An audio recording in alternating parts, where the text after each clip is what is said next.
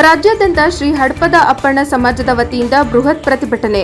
ಅಖಿಲ ಕರ್ನಾಟಕ ಶ್ರೀ ಹಡಪದ ಅಪ್ಪಣ್ಣ ಸಮಾಜ ಬೆಂಗಳೂರು ವತಿಯಿಂದ ದಿನಾಂಕ 7/4/2026ರಂದು ಎಲ್ಲ ಜಿಲ್ಲೆ ಹಾಗೂ ಎಲ್ಲ ತಾಲೂಕುಗಳಲ್ಲಿ ಪ್ರತಿಭಟನೆಯ ಮೂಲಕ ಮನವಿ ಕೊಡಲು ರಾಜ್ಯ ಅಧ್ಯಕ್ಷರು ದೇವು ಮುಂಡರಗಿ ಕರೆ ನೀಡಿಕೊಟ್ಟಿದ್ದಾರೆ.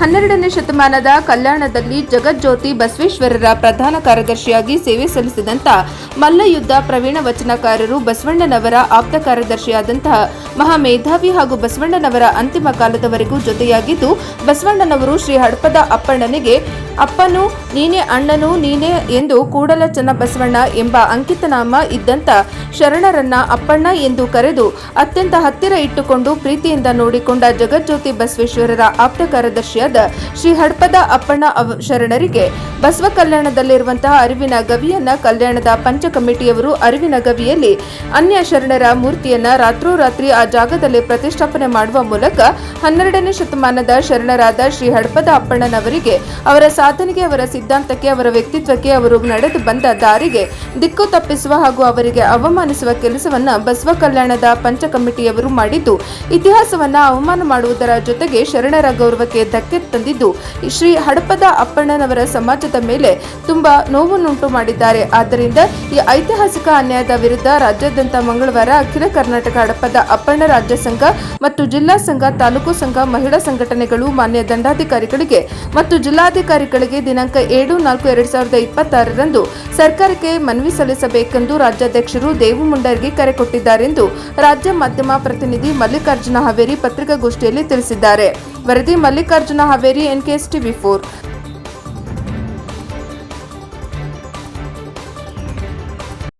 ಸಮಸ್ತ ನನ್ನ ಹಡಪ ಸಮಾಜ ಬಾಂಧವರಿಗೆ ನಿಮ್ಮ ದೇವ ಹಡಪದ ಮಾಡುವ ನಮಸ್ಕಾರಗಳು. ಬಂಧುಗಳೇ, ತಮಗೆಲ್ಲ ಗೊತ್ತಿರುವಂತೆ ಎಲ್ಲಿ ಜಗಜ್ಯೋತಿ ಬಸವೇಶ್ವರರು ಅಲ್ಲಿ ಹಡಪದ ಅಪ್ಪಣ್ಣ ಅನ್ನುವುದನ್ನು ನಾವೆಲ್ಲ ಇತಿಹಾಸದಲ್ಲಿ ಮತ್ತು ವಚನಗಳಲ್ಲಿ ನೋಡಿದ್ದೀವಿ. ಆದರೆ ಇವತ್ತಿನ ದಿನಮಾನದಲ್ಲಿ ಏನು ಬಸವ ಕಲ್ಯಾಣದಲ್ಲಿ ಪ್ರಾಧಿಕಾರ ಇದೆ, ಆ ಪ್ರಾಧಿಕಾರದ ಪಂಚ ಕಮಿಟಿಯನ್ನು ಇವತ್ತು ನಮ್ಮ ಸಮಾಜದ ಅಳಿವು ಉಳಿವನ್ನು ಧಕ್ಕೆಗೆ ತಂದಿದೆ. ಆ ವಿಷಯವಾಗಿ ತಾವೆಲ್ಲರೂ ಕೂಡ ನಮ್ಮ ಪರಮಪೂಜ್ಯ ಅನ್ನದಾನ ಭಾರತೀಯಪ್ಪಣ್ಣ ಮಹಾಸ್ವಾಮಿಗಳು ಮತ್ತು ಜೊತೆಗೆ ನಮ್ಮ ರಾಜ್ಯ ಕಮಿಟಿ ಜೊತೆಗೆ ಎಲ್ಲ ಹಿರಿಯರ ಒಪ್ಪಂದದ ಮೇರೆಗೆ 7ನೇ ತಾರೀಕು ಮಂಗಳವಾರ ದಿವಸ ವಿಭಿನ್ನ ರೀತಿಯೊಳಗ ಹೋರಾಟವನ್ನು ಮಾಡುವ ಮೂಲಕ ಸರ್ಕಾರವನ್ನು ಆ ಪಂಚ ಕಮಿಟಿ ವಿರುದ್ಧ ಒಂದು ಮನವಿಯನ್ನು ಕೊಡಲಿಕ್ಕೆ ನಾವೆಲ್ಲ ಆದೇಶ ಮಾಡ್ತಾ ಇದ್ದೀವಿ.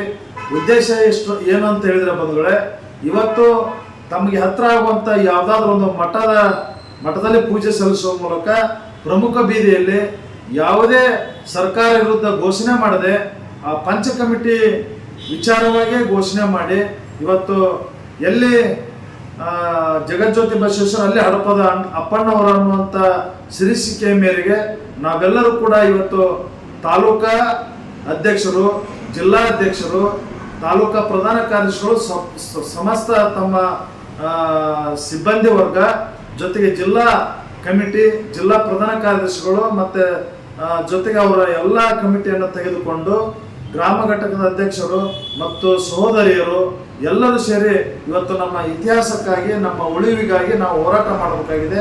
ಆ ದಿಶೆಯಲ್ಲಿ ತಾವೆಲ್ಲರೂ ಕೂಡ ದಿನಾಂಕ 7ನೇ ತಾರೀಕು ಮಂಗಳವಾರ ದಿವಸ ಹೆಚ್ಚಿನ ಜನಸಂಖ್ಯೆ ಸೇರುವ ಮೂಲಕ ಇವತ್ತು ಪಂಚ ಕಮಿಟಿ ವಿರುದ್ಧ ನಾವು ಕ್ರಮ ತೆಗೆದುಕೊಳ್ಳಲು ಮಾನ್ಯ ಮುಖ್ಯಮಂತ್ರಿಗಳಿಗೆ ಒಂದು ಮನವಿಯನ್ನು ಸಲ್ಲಿಸೋಣ ಅನ್ನುವಂಥ ಮಾತನ್ನು ಈ ಮೂಲಕ ನಾನು ಹೇಳಲಿಕ್ಕೆ ಇಷ್ಟಪಡ್ತೇನೆ.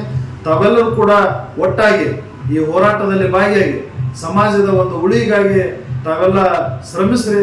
ಯಾವುದೇ ಭಿನ್ನಾಭಿಪ್ರಾಯ ಬಂದರೂ ಕೂಡ ನಮ್ಮಲ್ಲಿ ಸಮಾಜ ಅಂತ ಬಂದಾಗ ನಾವೆಲ್ಲರೂ ಒಕ್ಕಟ್ಟಾಗೋಣ, ಹೋರಾಟ ಮಾಡೋಣ, ನಮ್ಮ ಮಕ್ಕಳನ್ನ ನಾವು ಉಳಿಸೋಣ ಅನ್ನುವಂಥ ಮಾತನ್ನು ಈ ಮೂಲಕ ಹೇಳ್ತಾ ನಮಗೆಲ್ಲರಿಗೂ ಮತ್ತೊಮ್ಮೆ ನಮಸ್ಕರಿಸಿ ತಾವೆಲ್ಲರೂ ಈ ಹೋರಾಟವನ್ನು ಯಶಸ್ವಿಗೊಳಿಸಿ ಅಂತೇಳಿ ಕೈ ಮುಗಿದು ಕೇಳ್ತಾ ಇದ್ದೀನಿ.